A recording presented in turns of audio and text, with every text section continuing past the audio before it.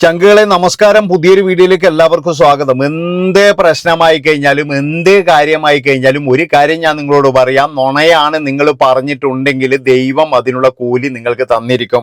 ഇനി എപ്പോൾ നിങ്ങൾ താൽക്കാലികമായിട്ട് നമ്മൾ രക്ഷപ്പെടും, ഒരുത്തനെ ചതിച്ചിട്ടായാലും വഞ്ചിച്ചിട്ടായാലും എന്തൊക്കെ ആയി കഴിഞ്ഞാലും താൽക്കാലികമായിട്ട് നമുക്ക് രക്ഷപ്പെടാം. പക്ഷേ ദൈവത്തിൻ്റെ കോടതി ഉണ്ടല്ലോ, അവിടെ നമ്മൾ കൃത്യമായിട്ട് മറുപടി പറയേണ്ടി വരും. അത് എത്ര കാലം കഴിഞ്ഞാലും നമ്മൾ തേടി വരും എന്നാണ് എനിക്ക് പറയാനുള്ളത്.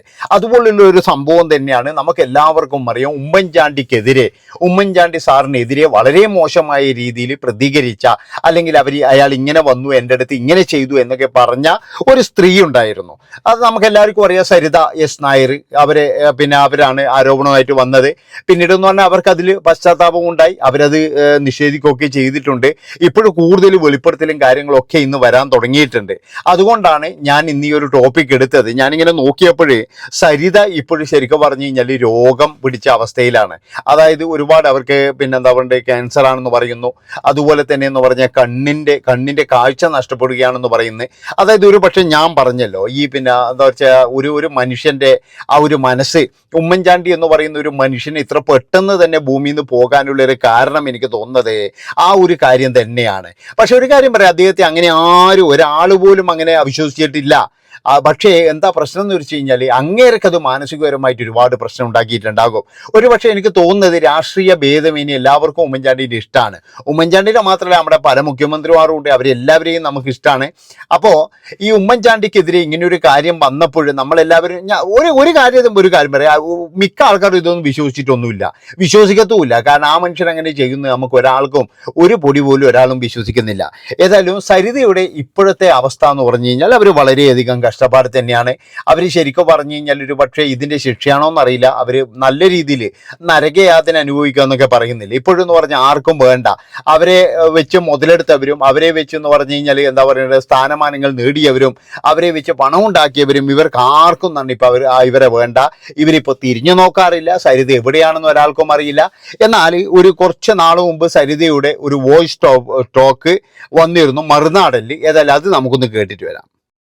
എനിക്ക് തീരെ ഒരു ഇഞ്ചക്ഷൻ എടുക്കണം വേണ്ടപ്പം ഇന്ന് എടുക്കാൻ പറഞ്ഞിട്ട് രാവിലെ മൊത്തം തെറ്റിയാതെ ഇരിക്കുക, ബുദ്ധിമുട്ടായിട്ടിരിക്കുക. വർഷങ്ങളായില്ല, ഇപ്പൊ 2018 ആണോ? ഇപ്പൊ എങ്ങനെയാണ്, എന്താണ് ഇപ്പൊ പ്രശ്നം? എന്താണ് ഇപ്പൊ നെർവ്സ് ഡാമേജ് ആയതിന്റെ, പിന്നെ കണ്ണിന് ചെറിയ കാഴ്ചശക്തി, ഇടത് കണ്ണിന് കുറഞ്ഞു? ശരിക്കും കുറഞ്ഞോ അതോ ശകലം? ശരിക്കും കുറഞ്ഞു. അല്ല, ശകലമല്ല, നന്നായിട്ട് കാഴ്ച വന്നു. അതെങ്ങനെ ഇനി ഓപ്പറേഷൻ പറ്റത്തില്ലേ? ഇല്ല, ഓപ്പറേഷൻ അല്ല, ഇത് അവിടെ നെർവിന് ഇത് ചെയ്തതാണല്ലോ, ഇൻഫ്ലമേഷൻ ആയതാണ് നെർവില്, ഒപ്റ്റിക് നെർവില്. ഓ, അപ്പൊ അവർ ഓപ്പറേഷൻ പറ്റത്തില്ലെന്നാ പറയുന്നത്? ഓപ്പറേഷൻ പറ്റില്ല, ലേസർ ചെയ്യുന്നുണ്ട്, നോക്കാന്ന് പറഞ്ഞു. കണ്ണിന് കാഴ്ച പോകാൻ സാധ്യത ഉണ്ടെന്നാണ് പറയുന്നത് അവരെ. നെർവ് ഡാമേജ് ആയി, പെർമനന്റ് ഡാമേജ് ആണെങ്കിൽ അങ്ങനെ ആയി പോകുമല്ലോ. പെർമനന്റ് ആക്കാതിരിക്കാൻ നോക്കുവാണ്. അതിന്റെ കാലിന്റെ നടപ്പിന് പ്രശ്നമുണ്ടെന്ന് പറഞ്ഞു. നടക്കാൻ ബുദ്ധിമുട്ടുണ്ട്. നടക്കുമ്പം കാല് പിടിക്കും. ഒരു 10 ചുവട് വെക്കുമ്പം കാല് മസ്കുലർ പ്രോബ്ലം ആയി. നെർവിന്റെ കാലിനെ നിയന്ത്രിക്കുന്ന നെർവില് 2 നെർവ് ഡീമൈലേഷൻ ആയി, അതായത് ഉരുകി പോവല്ലോ. മൈലിൻ ഷീത്ത് ഉരുകി പോയി, അത് ദ്രവിച്ചു ഞരമ്പ്. അല്ല, ഇതൊക്കെ ഇത് സ്വാഭാവികമായിട്ടുണ്ടായ രോഗമല്ല, ഇങ്ങനെയാണെന്നാണോ അവർ പറയുന്നത്? അതെ അതെ അതെ അത് ആദ്യം ഡിറ്റക്ട് ചെയ്തത് നമ്മുടെ കളിക്കോളയിലുള്ള ഒരു ഡോക്ടറാണ് ഫസ്റ്റ് ഡിറ്റക്ട് ചെയ്തത്. ഇങ്ങനെ ഒരു സാധനം ഉണ്ടെന്ന്. കാര്യം ആ സമയത്ത് എന്റെ നെയിൽസിലൊക്കെ ഫംഗസ് ലൈക്ക് ഒരു ഇതും, പിന്നെ വോയിസിന് നല്ല ചേഞ്ചും ഒക്കെ ഉണ്ടായിരുന്നു. കഴുത്തിന് പിടിച്ച പോലത്തെ വോയിസും, പിന്നെ ദേഹത്ത് ബ്രൗൺ കളർ പാച്ചസ് വരുന്നുണ്ടായിരുന്നു. ഇപ്പൊ എങ്ങനെയാന്ന് വെച്ചാൽ കുഞ്ഞു കുഞ്ഞു രക്തക്കൊഴലുകൾ പൊട്ടി നിൽക്കുന്ന റെഡ് കളർ കുമ്പിളുകളില്ലേ, അത് കയ്യില് ദേഹത്തും ഒക്കെ ഉണ്ട്. രക്തക്കൊഴലുകൾ ബ്രേക്ക് ചെയ്യുന്നു. വാസ്കുലൈറ്റിസ് എന്ന് പറഞ്ഞ ഓട്ടോ ഇമ്മ്യൂൺ ഡിസോർഡർ അങ്ങനെ ആയി. അതായത് എക്സ്റ്റേണൽ വോയിസ് ശരീരത്തിൽ കയറുമ്പോ അതിനെ പിന്നെ പ്രതിരോധിക്കാൻ ശ്രമിക്കുമല്ലോ, മനസ്സിലായി. ഇമ്മ്യൂണിറ്റി. അത് തെറ്റായിട്ട് എന്റെ മറ്റുള്ള നർവ്സിനെയും ബ്ലഡ് വെസൽസിനെയും ബാധിച്ചു എന്നുള്ളതാണ്. അല്ല, ഈ മനഃപൂർവ്വം ശരീരത്തിൽ ഇങ്ങനെ വിഷം കലർന്നിയ വന്നതുകൊണ്ടാണെന്ന് പരിശോധനയിൽ കണ്ടെത്തിയിട്ടുണ്ടല്ലേ? അങ്ങനെ തന്നെ. അതെ, അത് നേരത്തെ തന്നെ കണ്ടെത്തിയിട്ടുണ്ട്. അപ്പം അതിന് ഈ കീമോ ഒക്കെ നമ്മൾ ചെയ്തു നോക്കി. അപ്പോഴും എനിക്ക് എക്സ്പോഷർ ഉണ്ടായിരുന്നു. നമുക്ക് ഈ എക്സ്പോഷർ നിൽക്കുമ്പോൾ നമ്മൾ എന്ത് ട്രീറ്റ്മെന്റ് ചെയ്താലും മോശമാവുകയല്ലേ. അപ്പോൾ നമ്മുടെ സരിതേൻ്റെ അവസ്ഥ ഇതാണ്. അതായത് വളരെയധികം പരിതാപകരമാണ്. അവരുടെ ശരീരമാസകലം വ്രണം പിടിച്ച്, പിന്നെന്ന് പറഞ്ഞാൽ അവർ പറയുന്നത് എന്താണെന്ന് വെച്ച് കഴിഞ്ഞാൽ, ഞാൻ അറിയാതെ എൻ്റെ ശരീരത്തിലേക്ക് എവിടുന്നോ വിഷം വന്നിട്ടുണ്ട് എന്നൊക്കെയാണ് അവർ പറയുന്നത്. എന്തൊക്കെ ആയിക്കഴിഞ്ഞാലും ആ സ്ത്രീയുടെ എന്താ വെച്ചാൽ അവർ ഒരുപാട്, അതായത് ഞാൻ പറഞ്ഞല്ലോ, അവർ വേറെ എന്ത് പറഞ്ഞു കഴിഞ്ഞാലും നമുക്ക് പ്രശ്നമില്ല. പക്ഷേ ഒരു ആ മനുഷ്യനെ തകർച്ചയിലേക്ക് തള്ളിവിട്ടതിൻ്റെ പൂർണ്ണ ഉത്തരവാദിത്വം ഞാൻ ഇന്നും പറയുകയാണ്. ഇവർക്ക് അടക്കം ഉത്തരവാദിത്വമുണ്ട്. അയാളുടെ മരണം ഇത്ര പെട്ടെന്ന് സംഭവിക്കാനുള്ള കാരണം പോലും എനിക്ക് തോന്നുന്നത് എന്താണെന്ന് വെച്ച് കഴിഞ്ഞാൽ, ഇതുപോലെയുള്ള ആരോപണങ്ങളോ അതിലൂടെ വന്ന മാനസിക ആഘാതങ്ങളോ തന്നെയാണ്. ഒരുപക്ഷെ എനിക്ക് ഏറ്റവും കൂടുതൽ സങ്കടം തോന്നിയൊരു കാഴ്ച എന്താണെന്ന് വെച്ച് കഴിഞ്ഞാൽ, ഈ നമ്മുടെ കോടിയേരി ബാലകൃഷ്ണൻ സഖാവ് മരിച്ചപ്പോഴേ ഇദ്ദേഹം അവിടെ വന്നിരുന്നു. ആ ഒരു അവസ്ഥ എന്ന് പറഞ്ഞു കഴിഞ്ഞാൽ, അദ്ദേഹം അപ്പോഴെന്ന് പറഞ്ഞ രോഗം കൊണ്ട് വലഞ്ഞിരിക്കുന്ന ഒരു സമയത്താണ്. അതായത് തീരെ എഴുന്നേറ്റ് നടക്കാൻ കഴിയില്ല. അപ്പോഴെന്ന് പറഞ്ഞു കഴിഞ്ഞാൽ കോടിയേരി സഖാവിനെ കാണാൻ കഴിഞ്ഞിട്ടുള്ള അദ്ദേഹത്തിൻ്റെ വീട്ടിൽ പിന്നീട് വന്നിട്ടുണ്ട്. അപ്പം അങ്ങനെ പോലും ഒരു മനുഷ്യ അത്ര പോലും സ്നേഹം എന്താണെന്ന് വെച്ചാൽ, ഞാൻ പറഞ്ഞല്ലോ, നമ്മളെല്ലാവരും മനുഷ്യരാണ്. അതായത് നമ്മളൊക്കെ എന്ന് പറഞ്ഞാൽ പലതരത്തിലുള്ള രാഷ്ട്രീയക്കാരും കാര്യങ്ങളൊക്കെ ഉണ്ട്. പക്ഷെ അതിലുപരി നമ്മളെല്ലാവരും മനസ്സിലാക്കേണ്ടത്, നമ്മളെല്ലാവരും മനുഷ്യരാണ്. നമ്മളെല്ലാവരും കൂട്ടമായി ഇരുന്ന് സംസാരിച്ചാൽ തീരാവുന്ന പ്രശ്നങ്ങൾ മാത്രമേ ഉള്ളൂ.